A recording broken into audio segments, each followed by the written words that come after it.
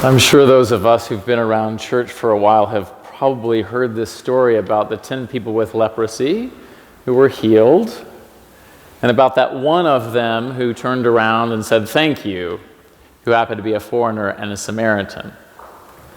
I think I've heard a lot of homilies about how important it is to be grateful. It's definitely important to be grateful, so everybody, let's be grateful. I'm also wondering if there might be just a little bit more to the story that we might dig into, along with this reading from Jeremiah this morning. What interested me about these readings when I read them this time was not so much in the first place what they were about, but where they're taking place. First off, it doesn't seem like anybody in these stories, with one exception, is really where they're supposed to be. Jesus and his followers are from Galilee, but they're not there. They're kind of on their way to Jerusalem, but there's no easy way to get there unless you go through Samaria, which they don't want to, because for the Jews at that time, that'd be like going through heretic and traitor territory. So they're not going to do that.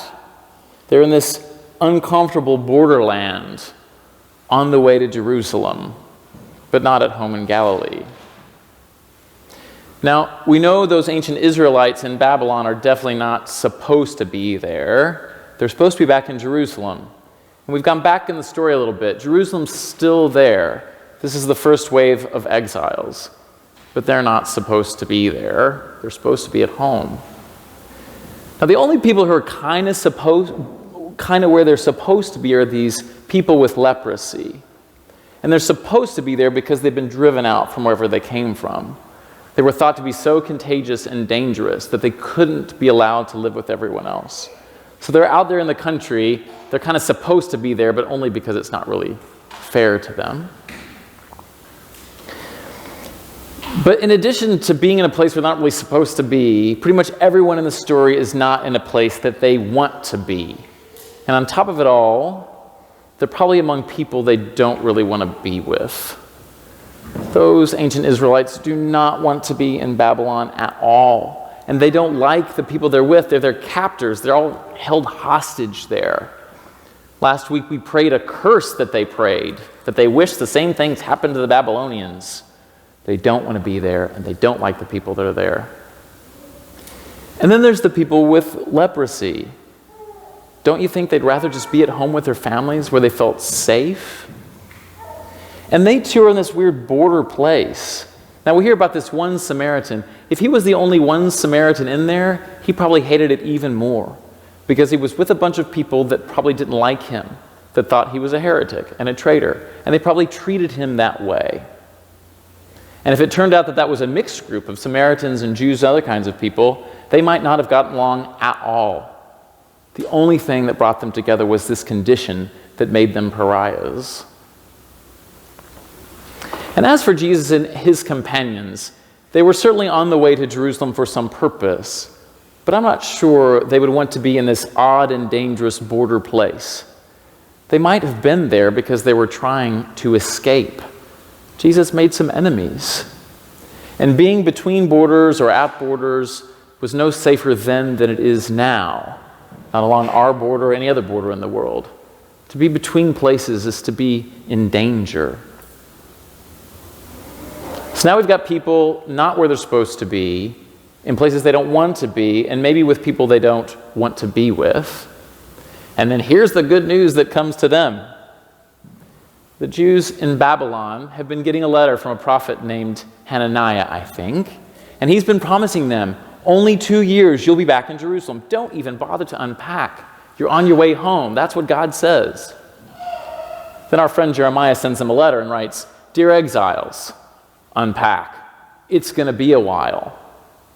Go ahead and get married, have children, get ready for your grandchildren.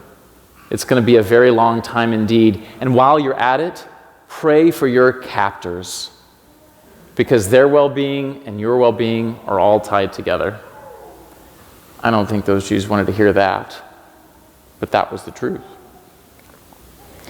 Jesus, too, tells his followers that if they want to know who gets it, who gets how to respond to God, it's not really them.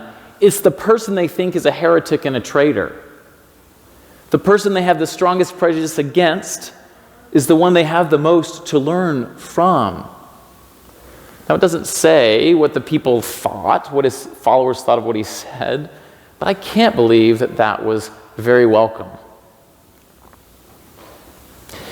Now, if you put yourself in any of these stories of being in a place that you're not supposed to be or don't want to be, with people maybe you're not crazy about, which character do you identify most with? Have you ever found yourself in a place that maybe your work sent you to, or you had to move and you didn't want to, or you were in a new kind of cultural situations where you just didn't get it, you couldn't get along with people? Maybe in that kind of situation you really came up against what your own expectations or assumptions or prejudices were. Maybe you learned that you had to learn something new. Or maybe you suddenly realized that things had changed and they weren't going to be the same for a very long time. Or maybe they were never going to be the same again. Maybe you got that news that something had changed and that you should settle in and plant a garden because it was going to be a while. Or maybe you had to be the prophet that brought that not encouraging news to someone else. That's not always a very easy place to be in. And for myself, I have to say that while I really appreciate that Samaritan and his prayer of thanksgiving, thank you is not the first word that comes to my mouth in that kind of situation. And as I listen to the Samaritan today, I wonder how he got to that word of thanks. And there was something that happened before. He realized that he'd been healed. He realized that while he was wandering around in a place that he didn't want to be, among people that he didn't really like, that God was doing something new in him. And when he finally realized it, he couldn't help go back to Jesus and say thank you, and then head on his way home. I wonder if those other 9, if it wasn't a question of them being ungrateful, maybe they hadn't noticed that in all that time they had been healed. They were too caught up still in being where they didn't want to be, with people they didn't want to be with. It seems to me that it takes a little bit of attention to discover what God is doing so we can finally make that prayer of thanksgiving. And so the word of God I'm hearing for me this week, and I offer it to you as well, is simply what would it be like to start trying to pay attention to where God is in particularly difficult moments. And I think about us here at St. Simon's right now, in this time of transition, maybe in a place we'd rather not be, although thankfully among people that we do like, even if sometimes in difficult times we can rub each other the wrong way. What would it be like to really pay attention and listen to the words that Jeremiah gives us and Jesus? Plant a garden. Start something new. Pray for each other and everyone around you. And to hear Jesus' words, pay attention to the healing that God is working in you.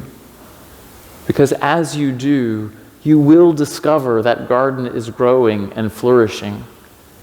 And before you know it, you won't help be able to make a big prayer of thanksgiving and gratitude.